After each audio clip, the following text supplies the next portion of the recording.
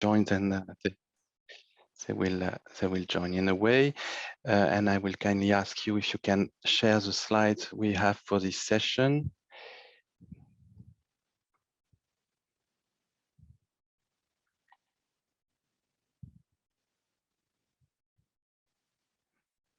Yes, okay. So I can see the slide. I hope you can all see this. Welcome everyone. I see there is quite some interest for this session, so I'm very happy to initiate this discussion around integrated home renovation services. I'm Christophe Milin. I work on this topic for CINEA as a project advisor. If you pass to the next slide, I just wanted to mention for the agenda for this session, it will be me alone presenting. I will present first general elements of context for this topic on integrated home renovation services. And then I will enter in the details of the two different scopes for this topic.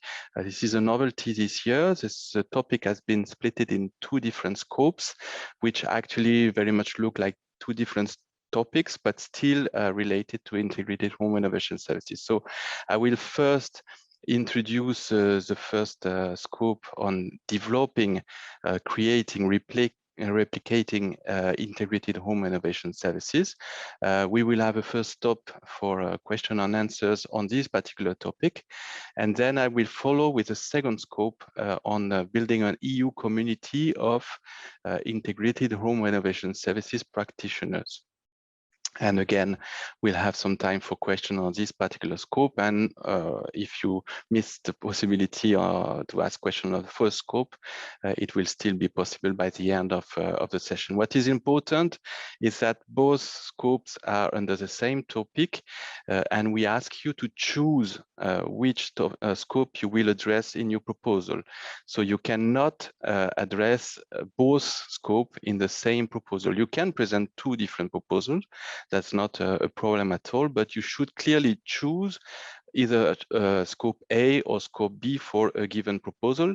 I guess reading your proposal, it will be very clear which one you're addressing, but we even ask you to clearly state at the beginning of your proposal which scope you are targeting with the proposal. So I will also, the way we organize this session, so it will be only me. You will have the possibility to ask questions during the session. I will ask you, so it can remain manageable for me to mention your interest in the chat. So if you have questions, either you ask them directly in the chat and I will be reading them and answering them, or you can also in the chat just mention that you have a question and I will give you the floor when it's time for question and answer. But try to signal yourself in the chat so I can still manage who to give the floor to. So without further ado, we'll go to the general context, an element of understanding on this topic on integrated home renovation services. Also, I will ask you to please mute your microphone. I hear that one of the microphone is on. I cannot control that myself, so I will ask you please to remain muted, except for the question and answer session. So as elements of context, I'm not explaining the general context. We have the target we have by 2050 of reaching climate neutrality, which is extremely ambitious, and even more so ambitious because we have intermediate target in 2030 of reducing by half our greenhouse gases emissions. So within the next 8 years, we have to reduce by half our emission, which is extremely ambitious, especially for the building sector, when we know the inertia of the sector and the difficulty actually to trigger action and to keep this action at a high level of activity. For building this target of climate neutrality and reducing by half within the next 8 years means at least doubling the renovation rates, and I mean at least, the more the better, and not only doubling the number of renovation, but also their level of ambition and mainstreaming low energy renovation. So do as much as possible, as quickly as possible. And to reach this collective ambition, next slide, we need some individual decisions. Because, and especially for the residential sector, most of the building stock, the very large majority of the stocks, belongs to non-professional individuals. And then by non-professional, I mean that people like you and me that are not specialized in energy efficiency and energy refurbishment, and not even specialized in housing management. So it can be extremely complex, and there is clearly a lack of demand for home renovation at the moment. We are considering in the legislation, in the directives, the possibilities to push this demand either by incentivizing the demand, proposing more information, more advice, more financial support to help homeowners take the decision. There is also under the consideration the possibility to introduce constraint, so to push demand also by constraining this demand. And by this I mean, for instance, including an obligation to refurbish when you rent or when you sell a house, so an obligation to reach a certain level of energy performance for a house or a flat that is rented or sell. But either way, either you push demand by incentivizing or by constraining it, you need to facilitate, to accompany, because it's a complex matter, especially if we go for deep energy refurbishment. It's very difficult to deal with all the complexity of this, and it's not reasonable to expect homeowners to build capacity on that. It's unlikely that they will do more than one or maybe two refurbishment in their life, and it's not reasonable to expect them to become specialists in energy refurbishment for just one refurbishment they will do in their life. It's not reasonable, and it's not even needed because there is actually already a number of market participants proposing services, solutions for home renovation. But the problem is their absence of coordination and their diverging interest. On the next slide, I just want to mention a particularity of this specific topic. So next slide, please. Which is that, so there is no next slide. Yeah, so the one particularity of this topic is the focus on private non-professional decision makers. So I cannot emphasize this enough. The whole logic of intervention is to deal with private individuals, so physical persons and not moral persons in the residential sector, because I mean, targeting a physical person is a completely different intervention logic as to targeting moral persons. So here the focus is really on physical persons, private non-professional decision makers. If we look at the market of currently on the next slide, we define the number of steps in what we call the customer journey for home renovation, starting from the first level of information, marketing to trigger interest in such renovation, detecting also the homeowners more likely to do this kind of refurbishment, proposing first level of advice, simplified diagnosis, recommendation for a go, no-go decision. Once you've taken the decision to actually take action, then you need to enter in a more detailed project design phase, select company to do the work, also find the financing to perform the work, and put this in place. Conduct the work, obviously, or supervise the work and make sure that the work is properly done, and afterwards receive this work, and also what is interesting is some kind of quality assurance of what has been done, with the possibility of a guarantee on the actual performance of this work.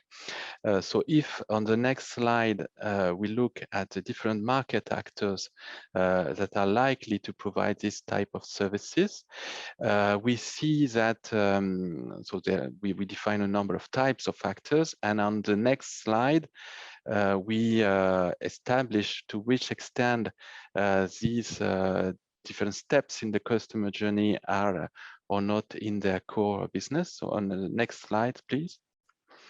So it's rather exploratory. I'm not entering into the detail of these, but what you see is very nice. The reality of this for the homeowners is rather on the next slide. And where we see actually the very windy journey for home renovation and the complexity of it.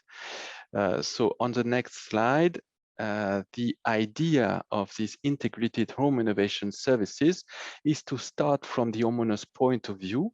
So what is their experience? What is their customer journey? What are their needs? And propose a packaged solution, integrated services to coordinate, combine, integrate different services provided by private and public players. The whole idea is to take on tasks for which the homeowners are not well equipped. And so to facilitate a decision, to facilitate a refurbishment by taking care of the complexity of it. And this is particularly important when we target low energy renovation, which, as I said, in the renovation wave, in the EU Green Deal, and in our collective ambition is very much needed so to reach our targets. On the next slide, I just wanted to mention a paper I wrote together with my colleague Adrien Bullier last year for the ECEE Summer Study Conference. So it's a paper detailing what we mean by integrated home renovation services. I'm not presenting the paper in detail, but you have here the reference if you want to have a look. In this paper, we distinguish between three different models. An advice model that is very much focused on the upstream part of the journey, so very much focused on providing information, helping homeowners with their first steps of the journey, taking a go, no-go decision, and deciding to enter or not in the refurbishment. A support model that go beyond that, and it's very much like an architect mandate, an extended architect's mandate, covering the whole journey, and so also including elements such as the project design, taking responsibility for the services, for the design, and incurring professional liability for the support that is provided, supporting homeowners in selecting the company, maybe negotiating prices even, ensuring the reception of work, and somehow participating to quality assurance also by making sure that the work is properly done. A third model, also quite different from the two previous one, we call the implementation model. And in that case, not only you design the refurbishment, but you implement a part of or all of it. And so it's also a different approach and a completely different intervention logic in that case, because you're not only providing intellectual work to homeowners, you're also providing physical work, refurbishment, and you have an interest also in the type of decision that is taken by homeowners. So this approach is done in order to facilitate understanding of what these integrated home renovation services can mean. It's mainly heuristic. When you enter into the details, the limit between the three models is actually quite blurry and much open to interpretation. If we go on the next slide, just to mention also an element that I haven't mentioned yet on the financing, which we see rather as an option on top of any of the three models I've mentioned, rather than the fourth standalone model. It's an option on top of the previous three models, which makes more sense on the support and implementation model. On the advice model, it's maybe an overkill, but still to be considered. To mention also that it's not only up to you to decide the type of financial services you will provide, because these are actually regulated activity and quite strongly regulated activities that requires the appropriate legal framework. If you want to propose, for instance, a loan offer, then you need the legal framework and authorization to do so. But you could also consider a number of other financing services, either supporting access to public grant or even pre-financing the public grant before they are received by the homeowners, or work with the bank and define some, for instance, some standard templates and processes, so to facilitate the due diligence for the retail bank, and so facilitate also the access to financing by the homeowners. Other financial engineering options are being considered: subsidized loan, guarantee funds, even home-based financing. I'm not discussing it now, but these are options you could also consider. On the next slide, I just want to mention some examples that you could look at. Here on the map, you see with the dots the number of initiatives we've been supporting in the past, either with Horizon 2020 and with even before that with Intelligent Energy Europe. With different features, different characteristics, different realities also, because we have experiences in a number of member states. So it's interesting, I think, to go and look at what they have done and how they have adjusted their approach to their local context. On the next slide, you can find actually references to a number of initiatives that could inspire you, give examples of approach, and so I suggest you can have a look, and you have again the reference also to the paper. On the next slide, I will now enter in the particular scope A of home reno, which aims at creating, replicating, or integrated home renovation services. On the next slide, the main point of scope A, and again, as I said, there are two scopes in home reno. We ask you to choose either scope A or scope B. So scope A is to develop this kind of integrated home renovation services with the purpose I've just mentioned, to reduce complexity, connect all actors, and facilitate decision, also support access to support measures, streamline access to support measures, and in particular where there are subsidies for specific target group or specific type of action, then facilitate the access to this support, where there are financial particular financial offers. Also, it's important that you facilitate this access. What we want to see in all proposal, and if it's not clear in the proposal, then the proposal cannot be selected. What we want to see in all cases is that integrated home renovation services are implemented and operational by the end of the action. So it's a must do, and we want to see this by the end of the action. Then when we look and evaluate at your proposal, we will have some gradient of, let's say, of excellence, or gradient to maybe assess the comprehensiveness of your approach and how likely it is to provide comprehensive solutions to homeowners.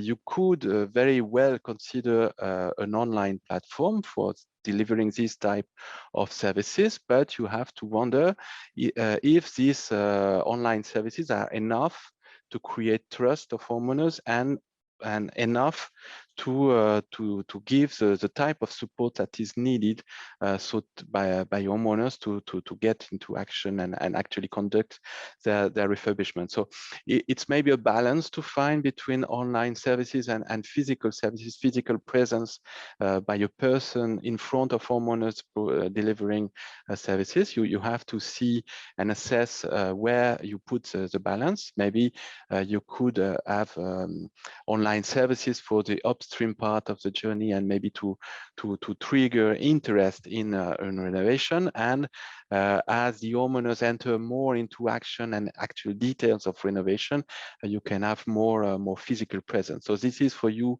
to define. Everything here is fine, but you have to convince the evaluator to which extent the solution you propose is an answer to the homeowner's needs. Again, referring to the 3 models I've mentioned in that we've developed in the paper I've mentioned, you could very well develop any of the 3 models. So you can have a proposal focused on advice model, a proposal focused on support model, a proposal focused on implementation model. All 3 are completely valid and eligible in this topic. What you have again to ask yourself and defend in your proposal is to which extent these models that you put forward is an answer to the need of homeowners and is likely to trigger action and trigger energy savings, renovation, and so on. That's the main question actually here. How likely are the solutions you're providing?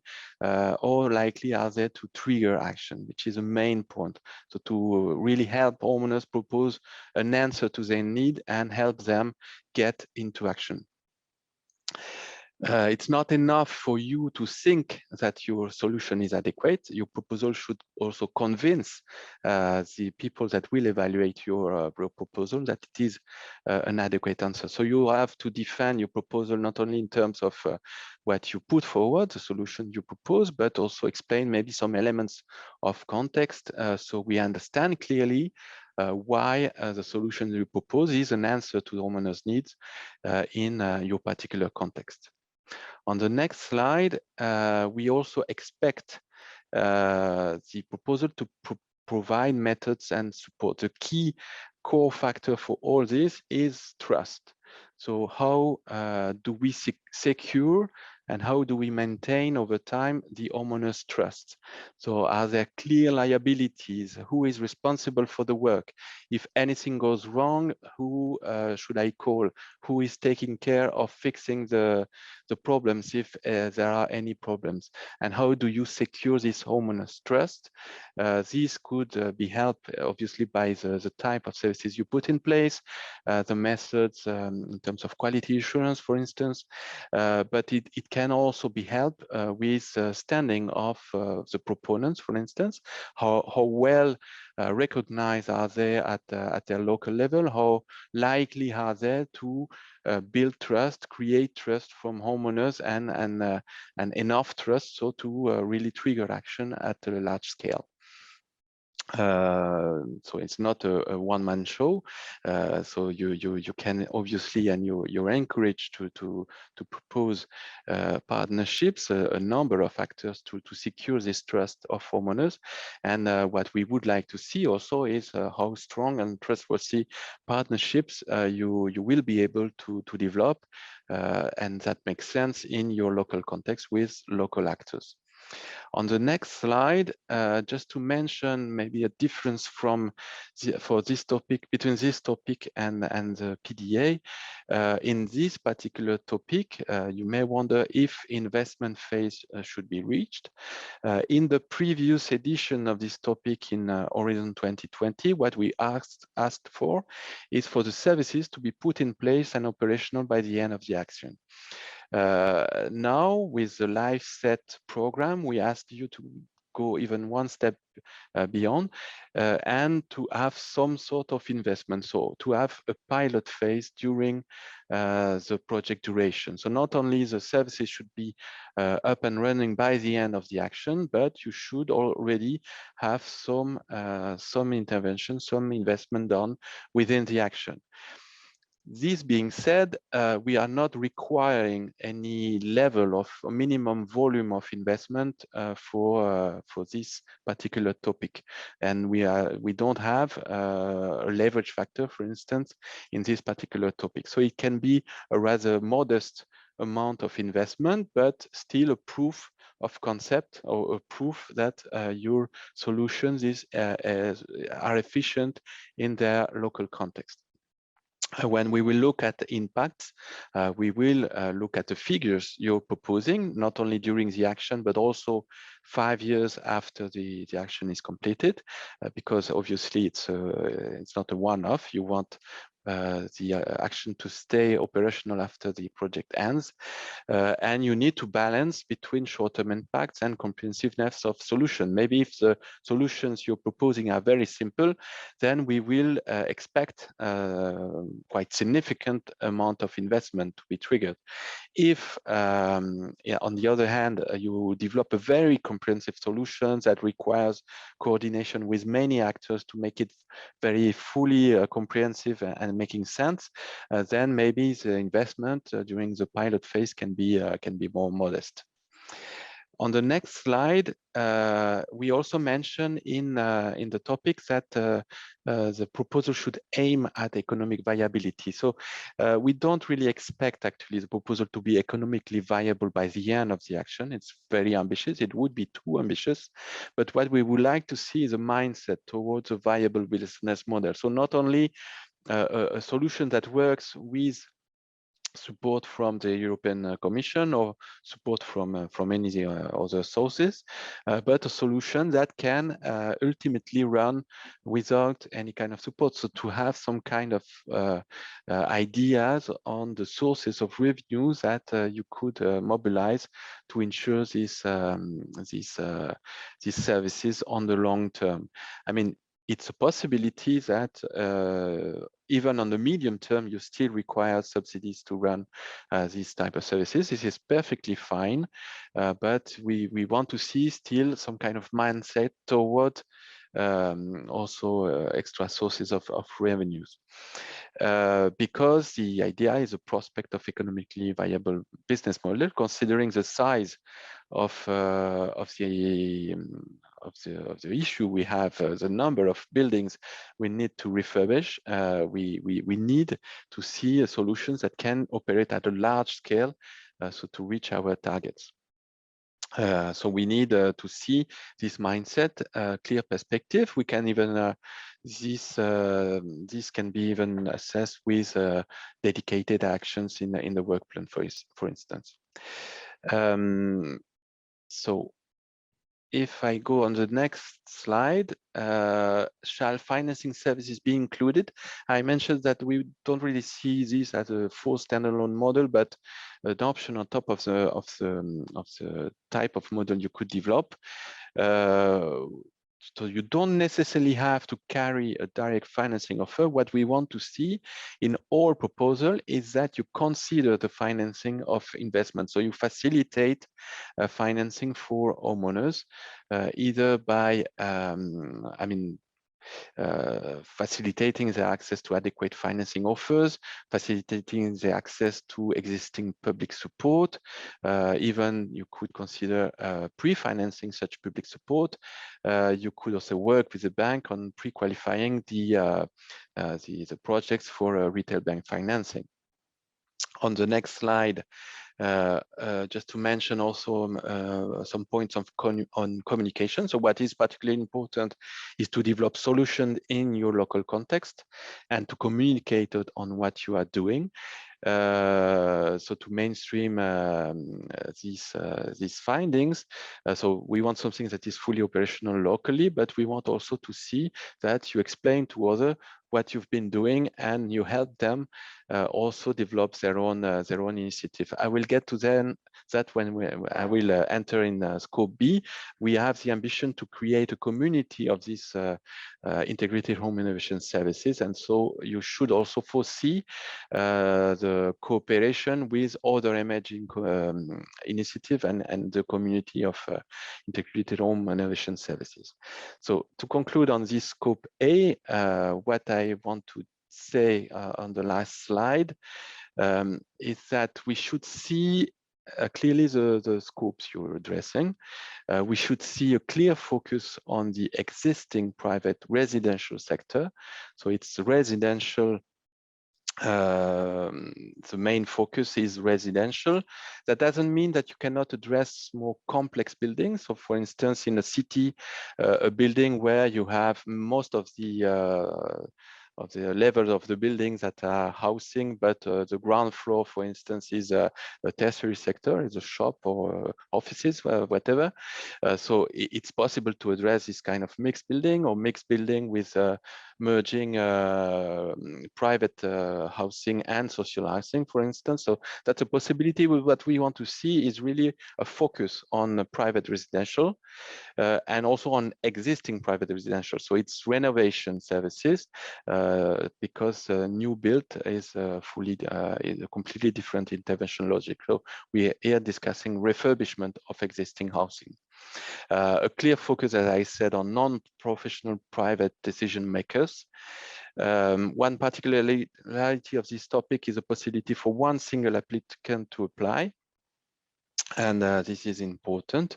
This is different maybe from many other topics. And we estimate that with 1.5 million euros, you could develop a comprehensive and interesting solutions. That doesn't mean that you cannot develop a solution that would cost less if you're more focused on specific elements, or you have more synergies with something that already exists in the territory, for instance, or you could propose a more comprehensive solutions for a higher budget too. If you defend it properly, then that's not a problem. I will do a first break to take some questions. I see that there is already a few in the chat, so I will take them in order. If you have other questions also, feel free to ask. It's a good moment. Maybe go on the next slide to stop the please, the next slide. Yeah, okay. So I have a first question that if we prefer one approach over another, this is really for you to defend. We need to understand exactly how the solution you propose are relevant in their particular context. So when I mention, for instance, the three models, all three models are eligible. So there's no preference. We have funded in the past all of the three models. And it's really for you to explain why this is, in your understanding, a proper solution, because it answers the needs of homeowners, for instance, but also because, for instance, you already have actors that are really motivated to do this. So you could also have a more focused, limited approach, but with very strong ambitions in terms of action triggered, for instance, or very strong consortium, very well motivated, that could make a particular complete sense. Another question was neutrality of the question is another important factor much appreciated by homeowners is the neutrality of the third party involved, the one-stop shop. So that may be true. In the implementation model I've mentioned, you're actually not neutral. You're providing the intellectual work and the refurbishment work, so you're not neutral at all, but you may still be able to trigger interest and trust from homeowners if you work properly. So depend also on your approach, depend on how you define your liabilities, depend on how you define your contract, depend also on the quality of your communication, maybe depend also on the standing of the actors proposing the solutions. We have many, I mean, you can be very recognized in your local environment and propose solutions that would actually trigger trust because you're trustworthy entity. Also, I mean, we have many initiatives that involve public authorities that may be able also to trigger more trust. Another question is on, another question is, can an applicant only focus on one country or region in that case? Yes. We have a number of initiatives that are extremely local in one city or one region. This is perfectly fine. We want a solution that makes sense in this local environment, and it is clearly possible. is it possible to envisage many applicants from just one country? Yes. And it's actually in many cases very much needed. You may not be able to propose all complex solutions by yourself, and so propose a consortium of applicants, even if all of them are in the same vicinity, in the same town, proposing the services. That makes a perfect sense. So you can, you have the possibility, you're allowed to present a proposal on your own, one single applicant from one member state, but that doesn't mean you cannot propose something with several applicants from the same member state, or even with several applicants from different member states. We had already in the past all these features. Is there any specific profile expected for the lead entity, public authority, private company? So here again, it's a matter of trust. What is most likely to trigger trust toward the services proposed? Maybe a difference also to make between the coordination of this European project. So the entities that will be coordinating and will be our counterpart at the Commission for this project, which may be completely different from the core entity that is the front for the homeowners. So you could very well have this duo with an entity that is more on a management side, dealing with the complexity of a EU project, and another entity that is really delivering the homeowners, the services to homeowners, being the front for homeowners. So these are different things, so it can be both. But again, the main point is how you trigger trust from homeowners. So, and maybe the last question before I go to scope B, because we're slightly behind the schedule. We want to work on the renovation of tertiary buildings that have the same typology as condominium co-ownership. Could this be financed by the core home reno? No. If the focus is on tertiary buildings, then I would suggest you to have a look at another topic called PDA, Project Development Assistance, which is, and maybe your proposal could perfectly fit here. What I mean before is that we really want to see the main focus on private residential and on private non-professional decision makers. So this is really the core focus for home reno. This being said, you could, as I said, address buildings that are a mix of residential sector and tertiary sector. So this is typical of city centers. For instance, you have on the ground floor a small shop, and you have housing on the other floors. Or you can have a mix of housing and offices. That could work as long as the core focus is really on private residential. And so this is really the last one. Since the last question, since pilot phase has to be reached, costs of renovation for homeowners can be eligible? No, we are subsidizing the intellectual work. So your activity to develop the services, put them in place, deliver them to homeowners, but the cost for renovation should be aside. This is the investment in energy efficiency is not eligible with this action. So I will move now because I still need some time to develop on home reno scope B. As I said, so it's quite different actually from the other topic, from the scope A. And as I said, you should clearly explain on which topic you are targeting. Here we want to develop a EU community of integrated home renovation services practitioners. So you've seen the map we had, I presented previously with a number of experiences we've selected in the past. Again, this year, we've selected new initiative, and next year we will select again new initiative. We have actually quite a population now of projects selecting, developing this type of approaches.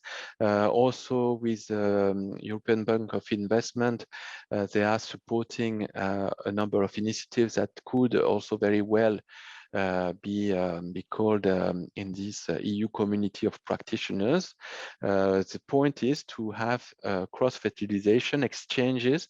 So on the next slide, to develop a community, to build bridges between the different initiatives that exist or are emerging, and foster international collaboration and incremental innovation among practitioners. So what we want to see is really people involved actively in integrated home renovation services, and they all have to some extent some communication action. As I said, it's actually expected in the previous scope, but here it goes one step beyond and clearly organize a discussion between these different projects and a pool effort, maybe try to generate economies of scale by emulation between different projects, for instance, or by developing even some common approaches and guidance for the earliest initiative to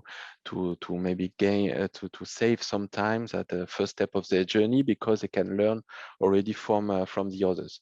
On the next slide, the idea is to create a community that must be transnational. So we don't want a community that would be a national community. We want different initiatives from different member states, and even better, presenting a variety of member states and a variety of approach. So different context, different approaches, different partners, different initiatives, different dynamics. So we want to see this diversity in the proposal that would be presented. If I go on the next slide, the idea is for this community to work on different topics of collective interest. And in the topic description, we've mentioned, let's say, titles of topics that could be of collective interest and where we would like to see the community work.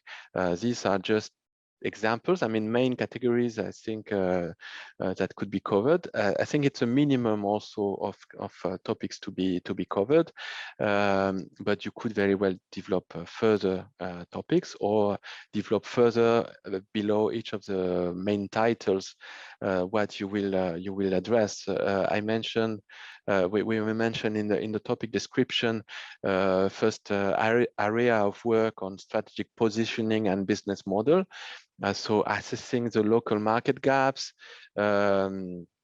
developing a positioning in this local market, proposing an attractive offer for homeowners in this particular context, defining also the possible sources of revenue, possible business models associated with that, and the most appropriate combination of public and private intervention to deliver in particular context. So I think this is a full area of work and discussion between practitioners around these market value that can be brought by these integrated home renovation services, and how they can position themselves in context and develop their own business model. Also, what we want to see in discussion there is to which extent these approaches have the potential for dissemination across Europe. So we will be able to support that many initiatives, but what we need is actually much more. And so to develop guidance and explanation on how to develop further initiative, maybe with other type of support from the European Bank of Investment, from national support, national schemes, whatever. But what we want to see is a clear understanding on what this type of services are and what they are delivering, how they can deliver it, and how they can upscale. We want also the community to work on methodologies and tools and propose these, first discuss on the tools that are needed to develop these kind of services, notably, for instance, to develop the tools that are needed to follow different homeowners from the first stages of their journey up to the end of the journey, to identify prospect homeowners, to screen these homeowners and focus maybe on the most likely to get into action. On the other hand, also maybe tools needed to work with professional in the local environment and make sure that you organize the community of professional in the local environment, and you manage your partnerships with these professional. So a discussion, I think, around this is very much needed. Discussion around the tools that already exist, the ones that can be developed, and so on. Apart from the tools, the people, which is, I think, the main core, most important element in this type of integrated home innovation services approaches, to create trust. I think that at some point you need some kind of physical presence time with dedicated with homeowners, so to make sure that you create this trust. I think human contact is very much important. Maybe not only, but at some point, I think it's very helpful. And you need people that are skilled enough to deliver these kind of services, which are complex one. You merge technical expertise on the refurbishment, social expertise, capacity to work with homeowners, to understand their need, to propose a solution that is adequate to their needs. So it's not only technical, it's also social skills needed, and even financial skills needed in order to help homeowners finance their project, to find the good resources, to work with maybe with bank on a possible solution. So skills needs, and maybe if those skills do not exist yet in the local environment, work with the adequate authorities and adequate entities to maybe integrate this kind of consideration in existing curricula, for instance. And on the other hand, also work with professionals to how do you motivate and how do you secure also career opportunities for the skilled professional that decide to get skilled and trained on developing this kind of more comprehensive approaches. So I think, again, this is a third full universe of discussion that would be very, very welcome. How to deal as a fourth, let's say, area of work, how to deal with market actors. You're not alone in your environment. So how do you develop partnerships? What kind of partnerships could be developed with local actors? What kind of contracts to develop, how you secure your partner's commitment in delivering the quality and competitive services to homeowners. So how you ensure that all are committed to deliver this level of quality and at also proposing a solution that makes sense for homeowners and again is able to generate the trust that is needed. And I think the fifth main area of work where discussion could and would be very much needed is on quality assurance. So again, with this notion of trust and consumer protection policies. What happened if anything goes wrong? Who is responsible? Who takes care of fixing the problem?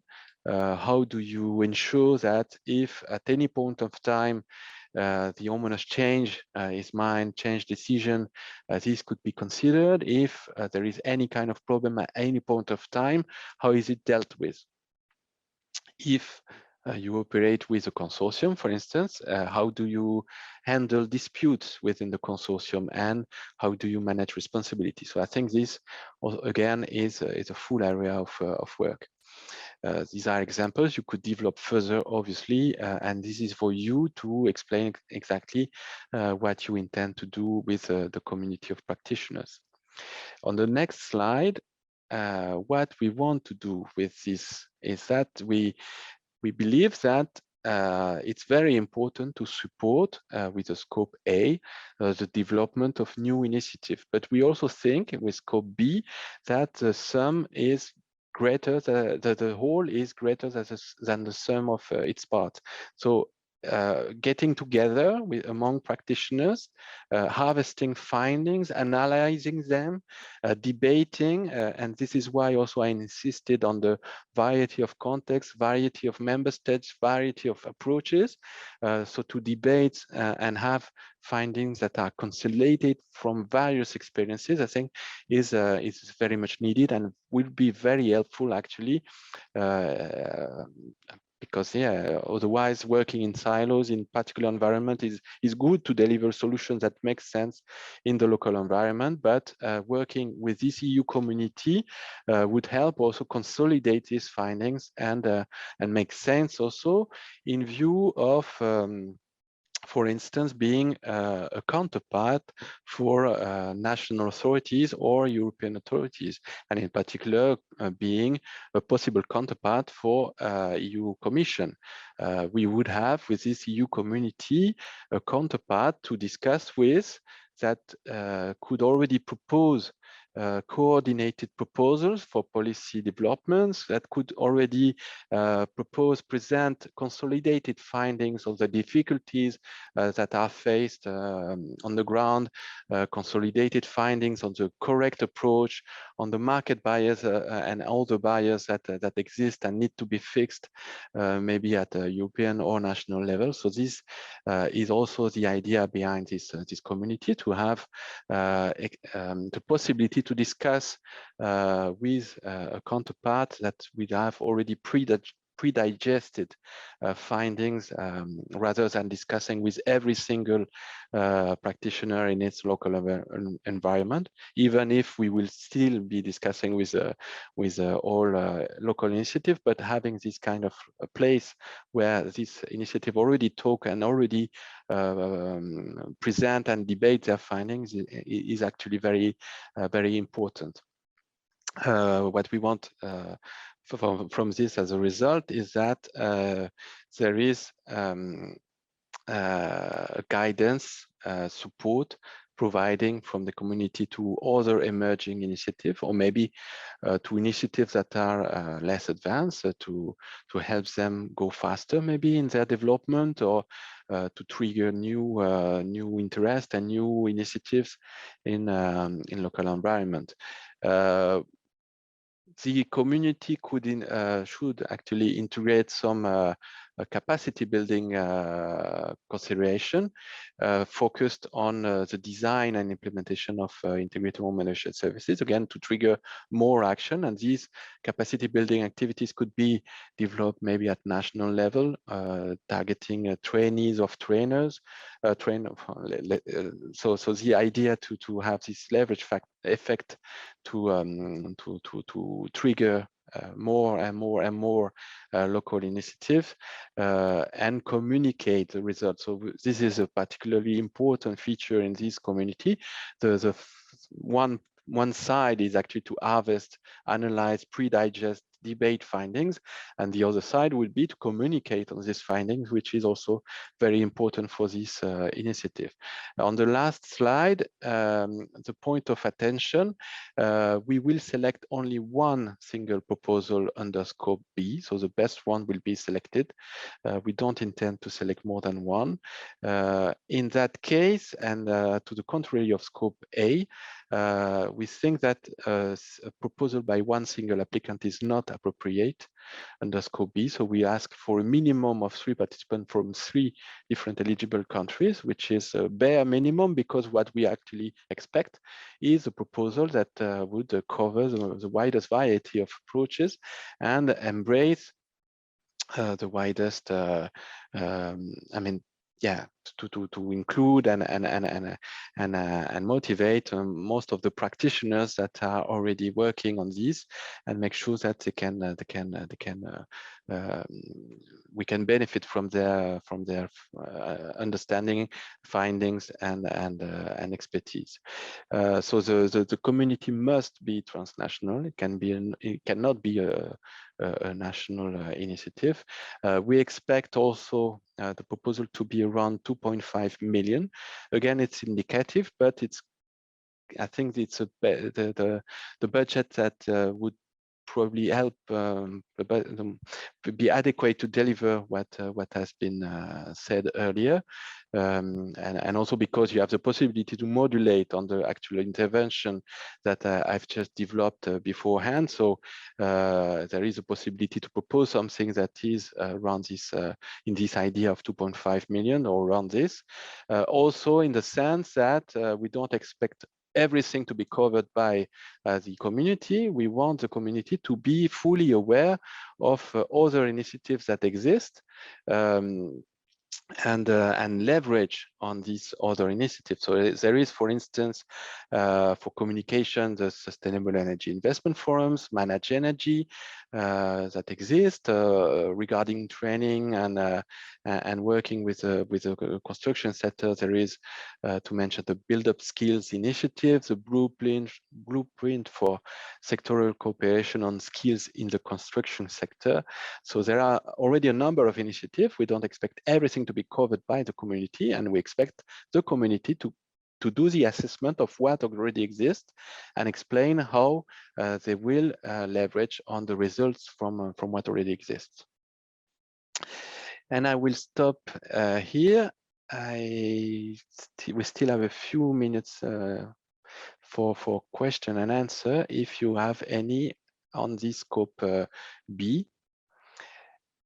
And again, if you have a question, feel free to ask them in the chat. If you don't have question immediately, but you have question in a few days or weeks, you had in the previous presentation in the plenary the functional mailbox for CINEA -life-set at ec.europa.eu. So the functional mailbox where you can ask question, and we will answer this question also in writing. And so if I go one slide, one on the next slide, please. Yeah, here you have also all the information on how to keep in touch with us in life, and so all the social media, the website. As I said, it's not here, but the functional mailbox to ask question. I think on the participant portal, it's also possible to ask questions.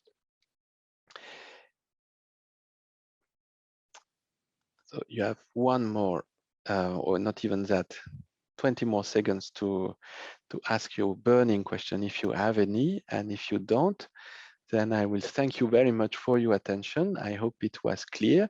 The recording will be online also within a few days, I guess, and you can come back to it if I was not clear enough, or if anything is not clear. You have the possibility to contact us, and voila. Could you answer the prior question from Patricia? So what is the previous question was answered actually, and the previous question was relating to, or maybe I'm wrong, but the question was, since pilot phase has to be reached, cost of renovation for homeowners can be eligible. It's a no.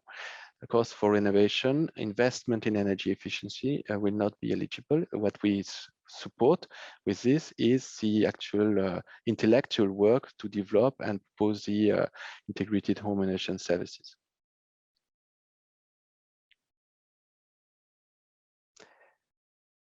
Any question on either scope A or scope B? And if not, we're just on time to close. So thank you again for your attention, and I wish you a nice, pleasant day.